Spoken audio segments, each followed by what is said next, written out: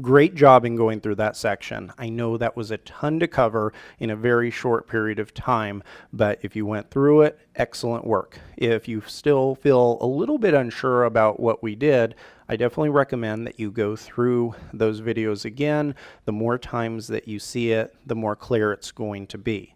In this guide, what I want to do is take a look and take a little bit of a deeper look at what generators are and how we can customize them. So generators, whether it be a model, controller, resource, scaffold, they're incredibly powerful, and they're one of the reasons why Rails became one of the most widely utilized frameworks in the world. Additionally, one of the cool things about generators is they can actually be customized. And that's what I want to take a look at, because I think not only is that a good thing where you can learn how to customize your own generators, but additionally, the process of going through and performing those customizations should help clarify what generators do, because you'll be able to see what occurs during every stage of the generation process. So with that in mind, let's dive into the demo.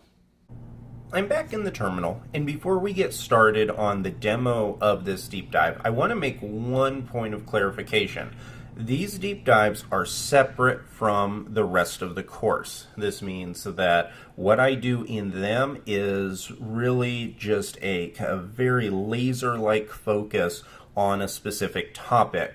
We're not going to touch what we're doing in the rest of the course in these deep dives. The purpose of them is to take a step back, because I've seen so many tutorials that will just go and they'll focus only on one project, and that's typically what I do, but then you kind of miss out on being able to take a much deeper look at some of the more advanced kind of components of the framework, and that's what each one of these is. So typically we're going to be creating brand new applications from scratch that have the sole purpose of simply being a way of looking at an isolated feature. And in this one, we're going to be looking at generators specifically. So I'm going to create a new application. I'm going to say Rails, new, and this one's going to be generator app. You can call yours whatever you want. Just because as generator in there doesn't mean anything special. I'm going to do -T to not include tests. And for this database, I'm going to have PostgreSQL just to kind of follow the same pattern that we've used before. I'm going to hit return. I'm going to pause the video while it's building it, since it takes a few seconds, minutes or so to generate and run bundle install. So hit return, and I'll come back as soon as the entire application has been generated. So now with the app generated, I can hit clear and then cd into my generator app. And I can type Rails db create. That'll create our database, and we'll be good to go. The other reason why I like to do this, because if you're brand new to Rails and this is your first course you've ever gone through in it, then going through the process of creating multiple apps is very helpful. Eventually you will be able to run all of these commands in your sleep, I promise.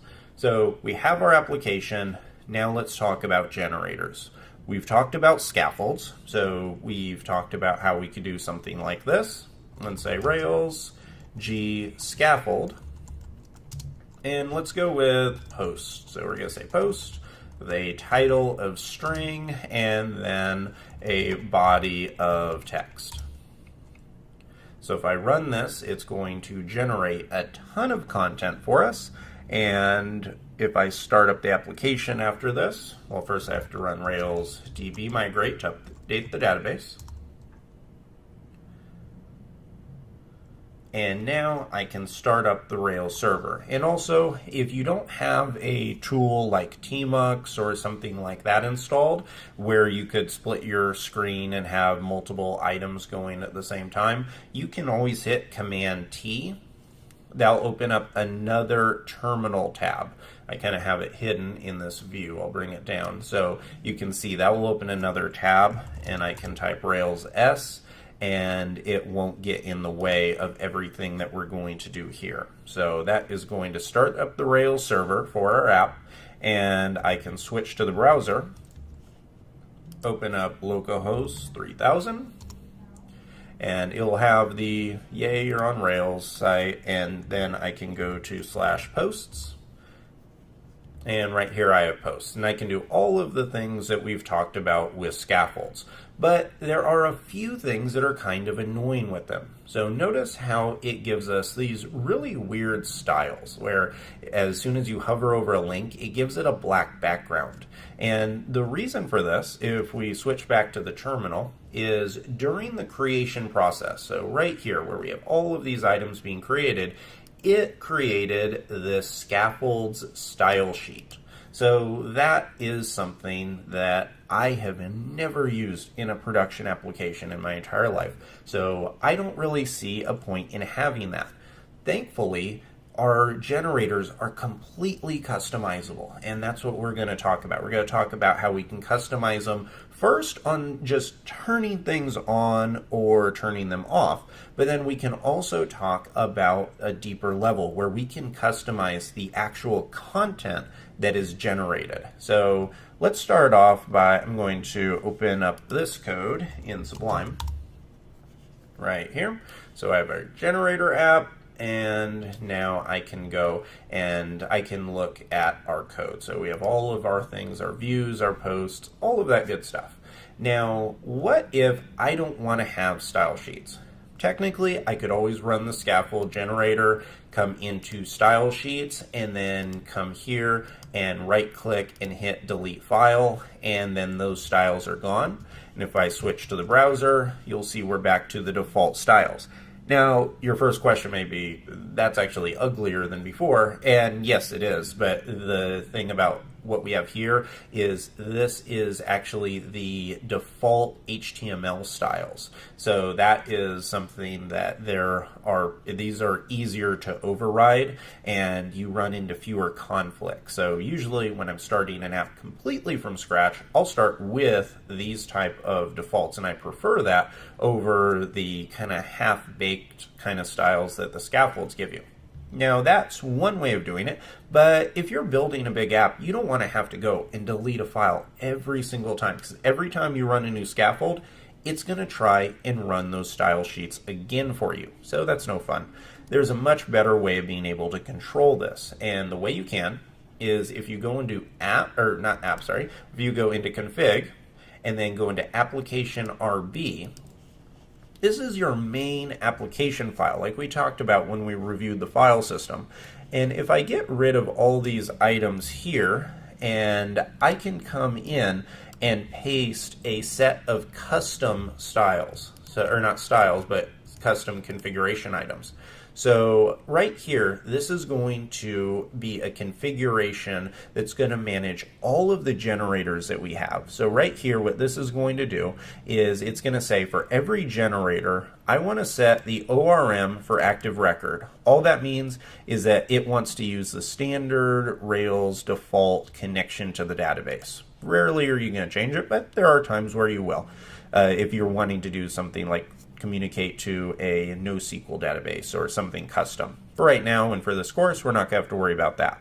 Your template engine. This one's an interesting one because we're going to be using ERB in this course. However, if you use something like Slim or Haml, you could actually change this. So you could say Slim and it would use a different templating engine. We're not going to have to worry about that for this course either, but it's nice to know that that is an option.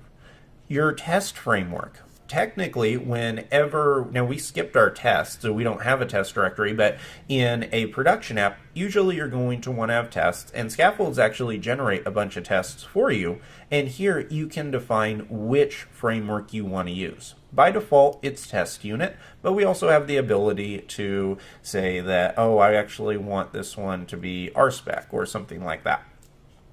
Next, and this is where we're going to get into what we've already covered, this is our style sheet parameter. So here we can actually say, I want you to generate style sheets or I don't. And the same thing for JavaScripts. So here what happens if I hit save, now if I come here, if I come back to the terminal and I'm going to hit clear, say I'm going to generate another scaffold. So I'm going to say Rails, generate scaffold, And we already created post, so let's create blog. I'll give a title of string, and now if I hit return, this is something that's specific to my system that checks for spelling mistakes, but I'm going to say no. So it's going to go through, generate it. I'll do Rails DB migrate. And remember I have my Rails server running in the background, so I don't have to start up the Rails server. I can just switch into the browser and now go to blogs. And you can see that no new styles got added. And if you go and you look in Sublime, you can go look at the app, assets, style sheets, and you can see it didn't generate a new scaffold style sheet, and it also didn't create a custom one for our blogs, and that's exactly what we wanted.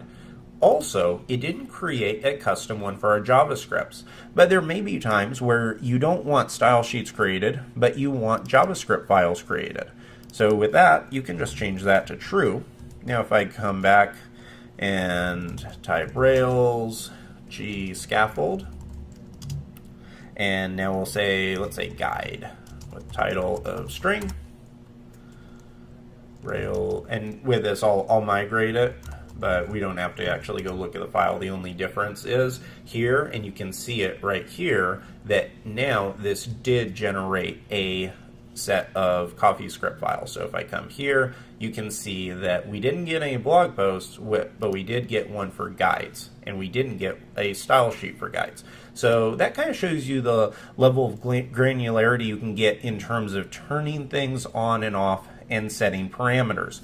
But it gets even cooler. So let's say that you absolutely hate what gets generated by these. So let me create a few blog posts here.